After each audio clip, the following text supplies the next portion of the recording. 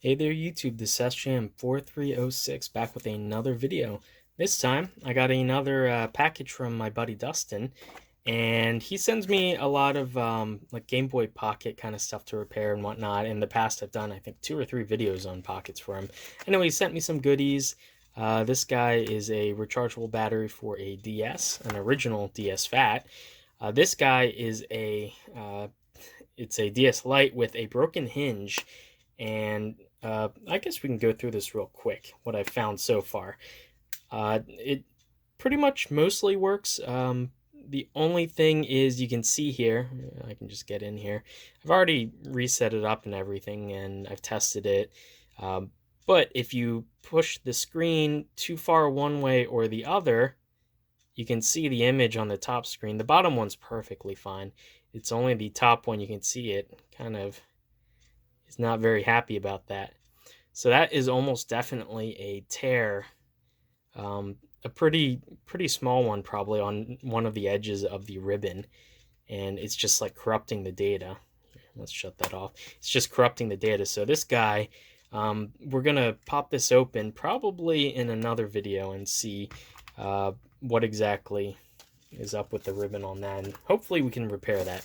Anyway, what we are actually going to do in this video is, well, I guess I'll take you through. He also sent me a pocket to install a pocket bivert on, and I've done videos on this before, so I'm not going to bore you guys with that. I'll do that on my own time. But this is really what he sent me the package for. And this guy is a Game Boy Advance. Let me get it out here. And it has some issues, particularly with the, I believe he said it was the volume potentiometer and possibly the speaker. I'm not really sure. He soldered one of these like louder mini speakers on in place of the original one, and I think he had tried to solder something. The potentiometer was giving him an issue or something, so he replaced it, and he got some extra solder on there, and he doesn't really have the tools to properly clean that up. So we had spent some time online debugging this.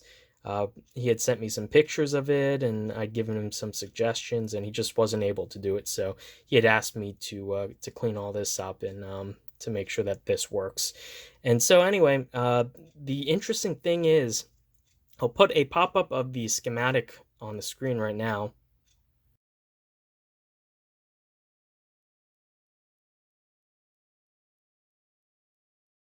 Okay, so as a quick first test, what I've done is I've soldered wires. This is a lithium battery. Never do this, by the way.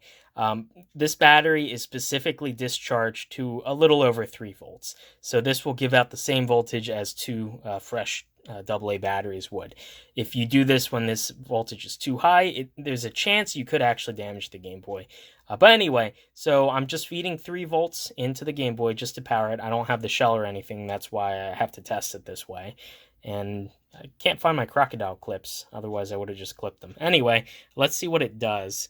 So the volume knob is all the way up, and this little speaker here is what should be making the sound. So let's see. Number one, let's see the power indicator. Make sure that that comes on, and the Game Boy should ding when it starts up. So see if we can hear that.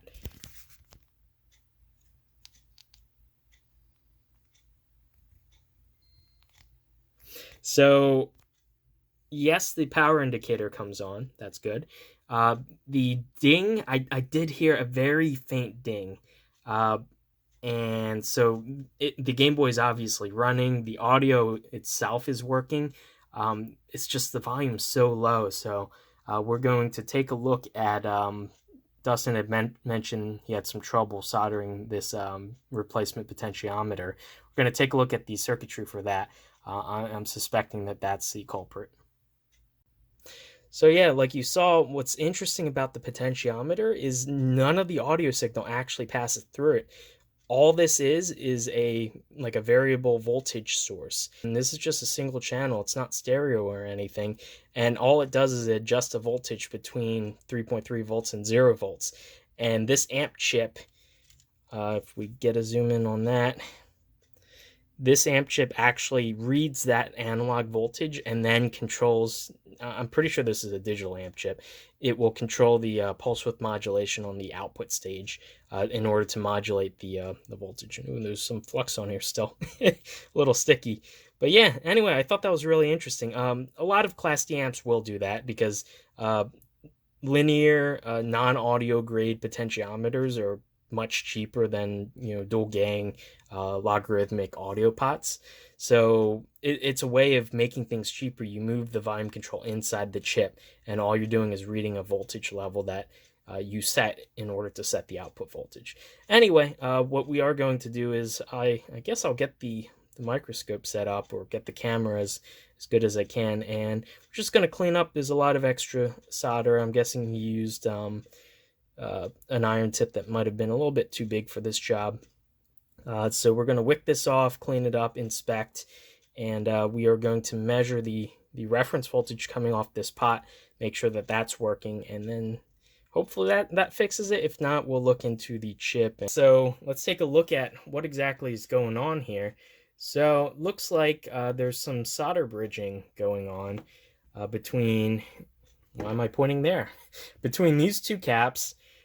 There's a little solder ball, which I think that's just being held on by flux. So let's just get in there and yeah, pull that off. And a bunch of solder on these pins, but still you definitely don't want all this this extra solder shorting between multiple components that very likely shouldn't be shorted. So what I'm going to do is take some solder braid, some solder wick, and just go in there and give everything a clean. I think there's a lot of residual flux, but I'm gonna just douse it with a flex pen. Get everything wetted so that the solder flows really well. And we are going to try to suck all that solder off. So I'm actually going to bump the temperature up to about 750 just to make sure I have enough heat. And let's try to do this in real time without failing too bad.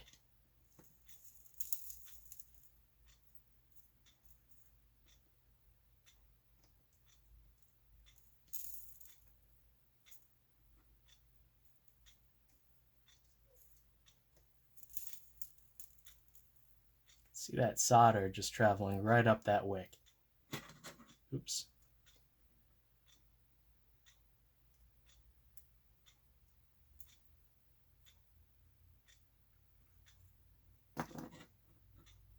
And that little guy.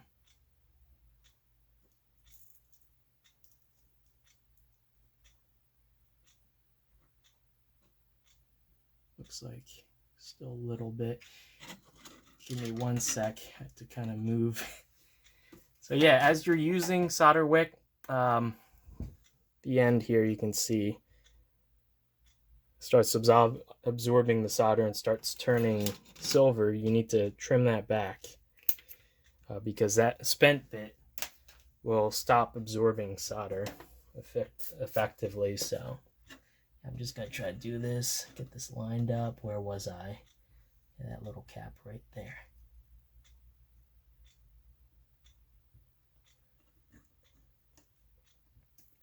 There we go. So yeah, some of the joints are a little cold, so maybe temperature might have been an issue. It looks better now, but let me just turn down my iron temp. So now what we are going to do is just take a Q-tip, if I can find one.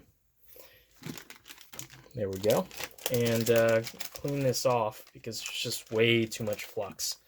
And it's kind of making certain things hard to see.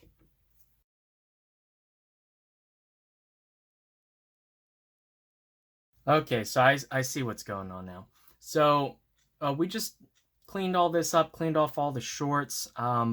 What had happened was these two pads had lifted, and this pad's still soldered on. Okay, this guy is on there, albeit a little crooked, and this one as well. So what had happened is he used a through hole thumb wheel potentiometer. And additionally for this, he had actually ended up bending, if you see on the other side, let me get a good shot on this. Yeah, you can see these two holes. There are like mounting ground pins on the potentiometer on either side on the front there. You can just about see one kind of bent over there. This one, I believe he got through. This one is sort of a little cockeyed a little bit. And the pins in the back, because this was never really made to be surface mount, don't quite fit, you can see. So everything's sort of crooked. So I'm going to actually have to figure out if this is a linear potentiometer or a logarithmic one, because if it's a logarithmic one, it might not work in this configuration. And we're going to actually have to go through the schematic and figure out as well, because it looks like this capacitor goes off somewhere here underneath the solder mask, and I can't see. And I wonder if it should be connected to this one. I believe so from memory, but the pad's missing, so we'd have to bodge that if so. Otherwise, I'd have to figure out which other pin. If the original potentiometer on the Game Boy Advance is supposed to be linear and this is a logarithmic, that would mess up the audio signal, would kind of act weird, the volume control. Despite being a linear pot, it would sound kind of logarithmic to our ears. So basically, 90% of the knob does nothing, and the last 10% changes the volume drastically. So that's not what we want. We want what appears to be like a linear response to our ears. So I think that's pretty much all that's wrong with it. I took out the short, and actually that didn't end up mattering. These two were short, I believe, on this side, because you can see here this trace are supposed to be shorted there. So that functionally wouldn't have made a difference. But yeah, having if this was supposed to be soldered to this pad right here, having that missing would definitely 100% affect the functionality of this. Anyway, just measuring with a multimeter. Give me one sec. Okay, so I'm set up now, ready to measure the voltage. So what this potentiometer is doing is just a variable resistor, so it can adjust the voltage between 0 and 3 volts. So we need to figure out what pin we can grab that from in order to do that. So I turned on the Game Boy. I just heard the very faint ding. And I'm just going to grab ground right at the base of the potentiometer here. And I'm going to probe. There is 3 volts. And if I turn the knob in the other direction, it's still 3 volts. So that is one of the ends of the potentiometer. That's not the wiper. About 0.9, 0.9. There we go, 3. And then this should be, yeah, low, 0.9. And if I swing the potentiometer all the way to the other direction and remeasure the last 4 pins, 0.9, 0.9. Now this is 0.9. This was 3, which means it's the 4th pin. And I'll show you it zoomed in. But if I set it somewhere in the middle of the range, it should give me between 0.9 and 3 volts, which is 1.31. So yeah, that is adjusting. So that's the pin that has to be soldered to that capacitor in order to connect the reference voltage to the input of the chip, which will tell the chip what volume to output. So let me get this set up against the microscope again, and I'll show you that pin in detail, and then we'll bodge a wire on there real quick. And hopefully that works. We'll test that. Actually, we should be able to test it right now. Really super sketch. You know, do as I say, not as I do. I'm going to turn this off and turn this all the way up and just short using tweezers very carefully so I don't move my hand. And it's actually loud enough to be audible now. Now, it's still kind of quiet, but I think that's maybe a function of the fact that Maybe this cap might need to be switched out, which we can do in a second, but also maybe the impedance of the speaker might be mismatched to the amplifier chip, so maybe it's not as efficient. But yeah, I can definitely hear it's significantly louder than it was before. So I'm going to do the bodge wire on that, from that cap to that pin. Okay, so here we are again. Here's the potentiometer. You can see the fourth pin. This is 1, 2. Oh, actually, I labeled it backwards. This is pin 1. So 1, the second one, 2 should be connected to here. And then these are actually missing the pads, and they're not doing anything anyway in this configuration. And this is the 3-volt rail right there. You can see it goes right over to these 3 sets of vias, because that's the plane. Anyway, I guess how I'm going to try to do this is I'm going to need to do this off camera, because this will be pretty small soldering, to take a wire from here to take it down to pin 2, which is, yeah, this guy. So pretty much just a short length of wire between these 2 points here. Okay, there you can see I did exactly what I said I'd do. I took this is a 30 gauge Kynar wire, specifically this stuff, and I soldered one end to the bottom of this cap, which had a trace which originally went down to one of these pads, which is no longer functional anyway. And I took it to the adjustable reference point on this potentiometer, which I said was pin 2. And it's just a short length of wire, it just spans that distance. And let's see if that works and if I can adjust the volume. Yeah, it seems to work. It seems linear. I'll have to grab a game with some background music and listen to it, but it sounded pretty linear to me when I turned it on. Yeah, off, on.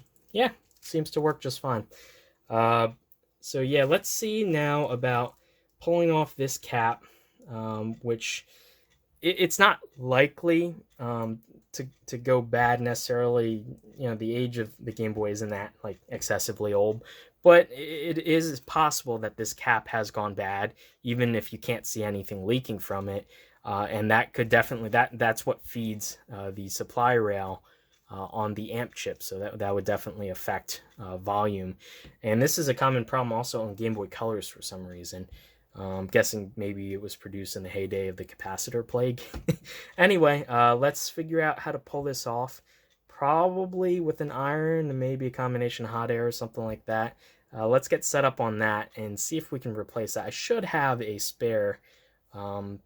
If I don't have a surface mount cap, we'll bodge on a through-hole one that's not too large, hopefully, because I'm not sure if I have any spare 100 microfarad 4-volt caps. Okay, pardon the angle, but this is going to be kind of difficult to do. So I need to get this cap off. Now, you could use hot air. Probably from the bottom would be safer. But you would be likely to either damage or move around these surface mount components, and they're pretty small, unless if you remove them first and keep them in a safe place and then put them back after you're done. If you do it from the top side, the jack is too close to that, so it's likely going to get scorched unless if you put some like aluminum foil over it to protect it. There are other components around it, super tiny caps right next to it, so hot air is probably not a good idea. An iron probably will get the job done. It'll be pretty tedious, I'm not going to lie. I'm going to go with the iron just because I think that'll be the easiest. So the first step, pretty much anything, is flux up the pads. I pumped up my iron to 750, which is a little higher than I normally solder at. And I'm just going to blob solder and let the flux kind of wick it into the pads. And what I'm actually doing right now is pretty much all consumer electronics for quite a while, since like the early 2000s, use lead-free solder, which is a higher temperature to melt. And so what I'm doing is I'm mixing in some 60-40 rosin core solder, some standard solder, just to add a little lead to bring down the melting point so that it flows a lot easier and it melts, and it stays liquid longer, basically. And so right now I'm creating an amalgam between the lead-free and the leaded solder. And so what we are going to do is very difficult. It's easier if you start with the pad that isn't on the negative rail, generally. So we're just going to apply the iron, and hopefully we can, yeah, there we go. You can lift the cap up. And then we'll go from the other side. There you go. Get that cap off of there. So yeah, that actually was a lot easier than I thought it'd be. So I'm guessing these pads aren't on, like, they're thermally isolated from the plane enough that I didn't have to turn up the iron all the way to like 800 something. Because I've had boards before where surface mount caps, especially the ground lead, is like directly on the ground rail, a big power plane made of thick copper, and it's just hard to get off.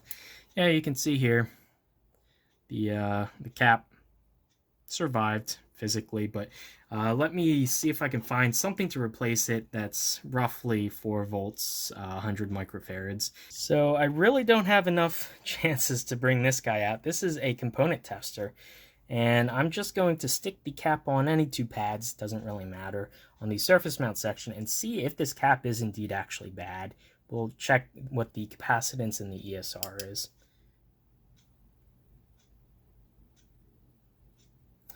So yeah, it's saying 123 microfarads, ESR 4.3 ohms.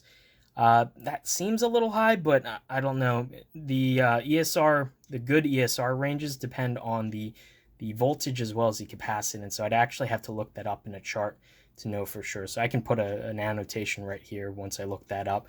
But I think just as a matter of course, I'm just going to replace this cap because I already got it off anyway.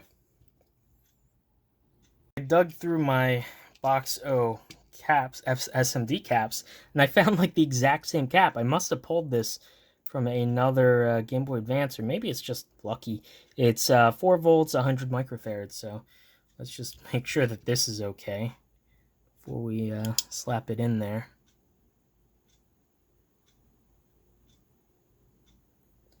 Saying this actually has higher ESR.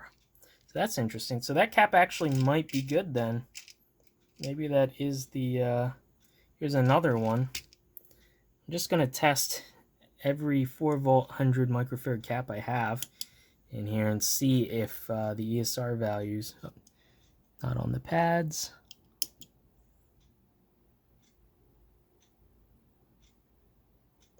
Yeah, 7.4, about 124 microfarads. So that might actually be the nominal value.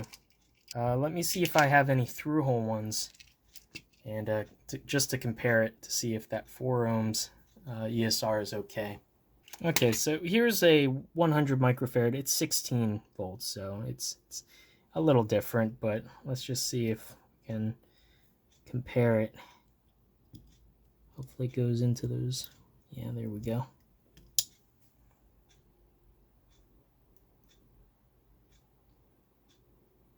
Yeah, this is noticeably, the capacitance is a little less, but the ESR is only about 0.77. So I think just for fun, I'm going to bodge this onto those pads and see if it makes any noticeable difference in the audio volume. So this will be much easier to solder, actually, just because it's through hole. So I'm just going to kind of bend the leads and put the cap sort of like this. Now, I have to actually look inside the Game Boy Advance shell. Hopefully there's like a void there. There's no plastic in the way so that I could fit this capacitor on without having to obviously like cut the case or anything extreme like that. Let's see if that makes any audible difference. It maybe seems a little louder.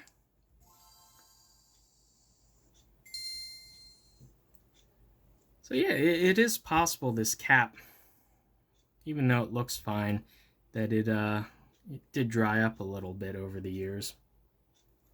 And it is entirely possible all these caps I salvaged from other stuff that they're not so good either.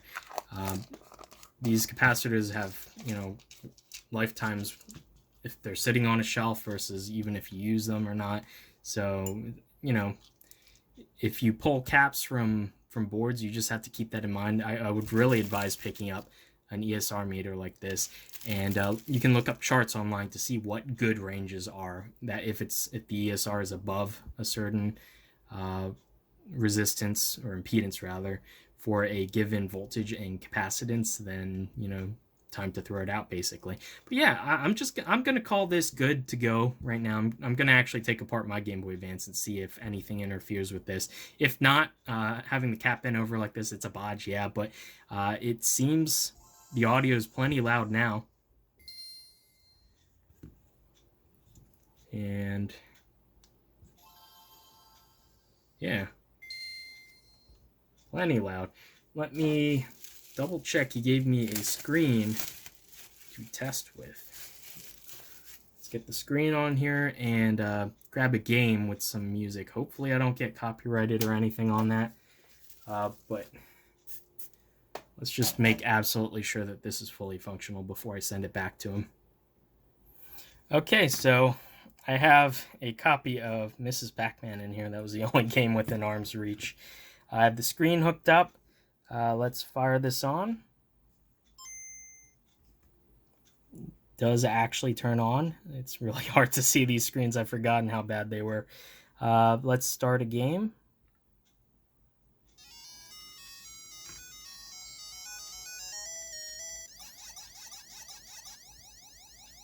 Yeah, that's plenty loud enough.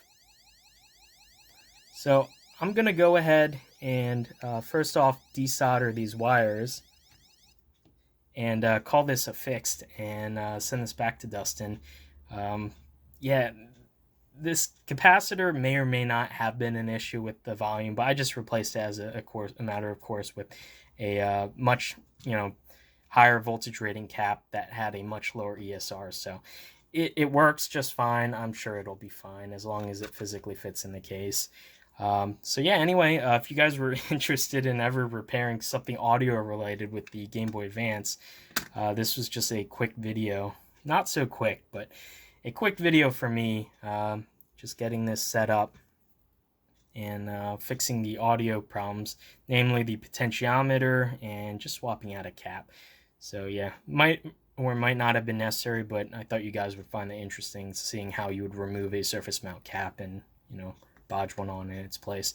Anyway, hopefully you guys liked the video, and I'll see you in the next one. Bye.